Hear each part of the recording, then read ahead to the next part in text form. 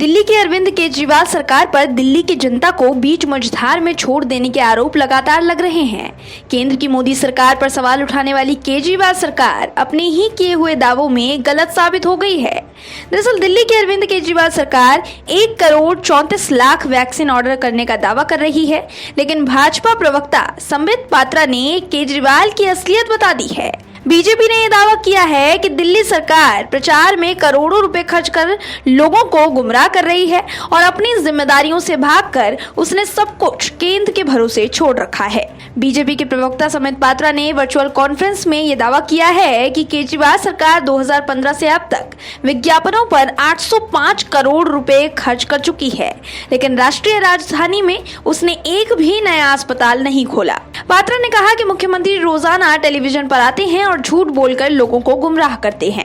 पात्रा ने आगे कहा कि आप विज्ञापन करते रहे और दावा करते रहे कि लॉकडाउन नहीं होगा, ऑक्सीजन की कोई कमी नहीं है और लोगों के घरों में ऑक्सीजन पहुंचाई जाएगी। जब आपको लगा कि चीजें आपके हाथ से निकल गई हैं, तो तब आपने केंद्र पर ठीकरा फोड़ना शुरू कर दिया और फिर बाद में अपनी जिम्मेदारियों से किनारा कर लिया। पात्रा ने आगे कहा कि केजरीवाल ने 26 अप्रैल को दावा किया था कि उनकी सरकार 1.34 करोड़ टीकों का ऑर्डर देगी, जिसकी कीमत तकरीबन 1400 करोड़ रुपए होती है।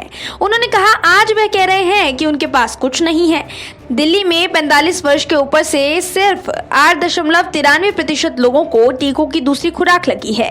60 वर्ष से अधिक उम्र के सिर्फ 48.03% लोगों को पहली खुराक लगी है, जबकि 60 की उम्र के सिर्फ 17% लोगों को ही टीकों की दूसरी खुराक लग सकी है। पात्रा के इन तमाम सवालों से हर बात पर केंद्र सरकार को घेरने वाले केजरीवाल ही सवालों से घिर गए हैं, क्योंकि कुछ दिनों से जब न्यूज चैनल्स पर केजरीवाल सरकार के किसी भी मंत्री से ये सवाल किया जाता, तब उनका जवाब यही रहता था कि उन्होंने केंद्र को इस मामले में चिट्ठियां लिखी हैं।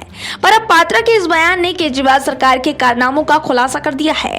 Bureau report, OMH news. और भी वीडियोस देखने के लिए चैनल को सब्सक्राइब करें और बेल आइकन को दबाएं।